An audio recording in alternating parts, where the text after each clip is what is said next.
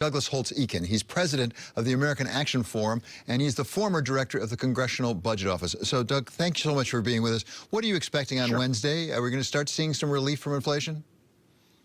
I think we have one more month of very high inflation, perhaps higher than the previous in the year-over-year measure, but certainly it should begin to abate as we go forward. The Fed's obviously moving in the right direction. We have other headwinds on the global economy, notably China, that are going to pull down demand, but you know, there's no real immediate relief, and there really isn't anything that the White House can do that will bring immediate relief. They talk a lot about, for example, chips. We're gonna produce chips, and that'll bring down prices. But the first thing you have to do is build chip factories, and that adds to demand for investment goods and for construction and for things which are already stressed supply chains, and that would increase inflation. Same's true in housing. Housing and shelter are a key part of the CPI. We'll see another number where shelter inflation is probably going to be 5 or north of 5 on Wednesday. That's a third of the typical family budget. That's a huge part of the inflation story. It doesn't get fixed quickly. And everyone says, well, we just need more houses. So you don't solve an inflation problem with a residential housing boom.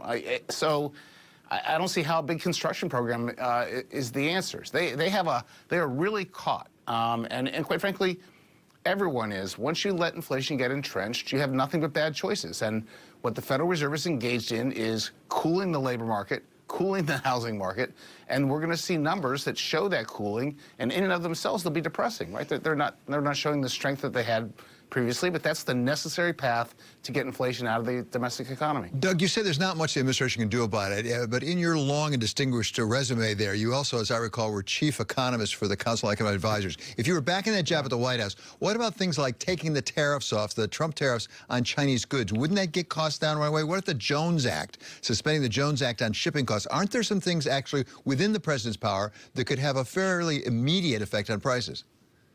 Yes, you could do those. They're largely one-time impacts, but you know, you need to be able to do whatever you can in these circumstances. That's a political imperative for this White House. So I don't understand their hesitancy on the tariffs. You know, the very thin national security rationale for the steel and aluminum tariffs has never made any sense. Car tariffs were the same way. They should all go away. The Chinese tariffs, this administration has declared that strategy a failure. Why hold on to them? Get those costs out of the supply chain. Those are all things that they should do, but we've seen no evidence of them moving on that front. Doug, let me turn it around just a little bit. As you say, the Fed is trying to get their arms around inflation, and they're going to be tightening financial conditions. And by the way, that means higher interest rates.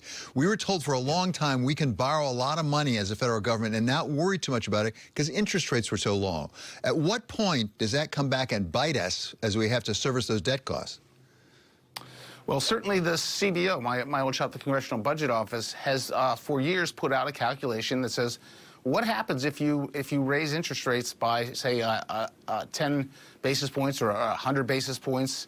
What happens to our deficit forecast? And the answer is the U.S. federal budget is a highly levered entity, and if interest rates go up, interest costs mount quickly, $1 trillion for every percentage point.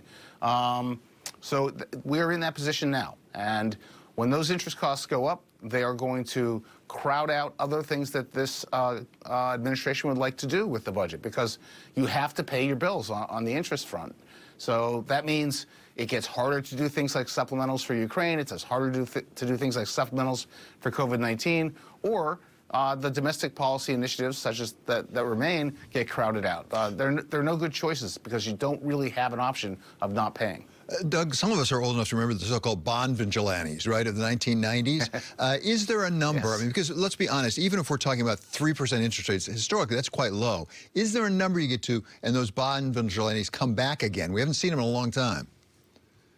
I've been waiting for this, but we have certainly not seen this for 20 years. And it will be the case that as financial conditions tighten, people are going to start seeing competition for financial resources again. The U.S. government has had a huge appetite for those resources, and the bond vigilantes were there to say, no, you need to back off, or the private sector can't finance its investment plans, it can't finance its hiring plans, its training plans. It would be a good thing to see the reemergence of those bond vigilantes, because we are actually undercutting our capacity for future growth with all the borrowing that we're doing at the moment. Doug, you mentioned that as interest rates go up, at some point it really affects the administration's ability to get things done that they want to get done and fund the programs. Are we to that point yet? Because we have Congress right now with a very full agenda in front of it, including aid to Ukraine, including more help for COVID. There's a long list of things there. Is it affecting Congress already, or is it more in the future? I think it's more in the future. The Congress has other obstacles right now, largely political, a lot of it having to do with the midterms looming in November. We haven't seen a robust conversation on either side of the aisle about the deficit and debt and how they're making mistakes. It's beginning to emerge, and I think it'll be a real force past the midterms and going into 2024. One last one here, Doug. We hear from some people part of the solution to the current problem of the mismatch of supply and demand, which is driving inflation, is to increase supply. Is there anything Congress and the administration can do in the medium term to increase supply enough to alleviate some of the inflationary pressures? They certainly can do some things, and for example, the bipartisan infrastructure bill that was passed and signed into law by the president is one of those things. It devotes about $500 billion to new hard infrastructure over the next 10 years. It ramps up slowly so you don't get a big upfront spending boom, which would cause more inflation. That's a good thing. But it also comes online slowly, so you get that relief from the supply pressures, 5, 6, 7 years from now. That's a sensible strategy. It's just not dramatic relief in the near term. It's hard to get dramatic relief because to get more supply, you typically have to build it. And our problem now is too much demand. And if you try to build a lot of supply, you make that problem worse. Okay, it's always so good to have you with us. Thank you. That's Douglas Holtz-Eakin of the American Action Forum. Coming up, we take a look at the war in Ukraine with retired Brigadier General Mark Kimmett.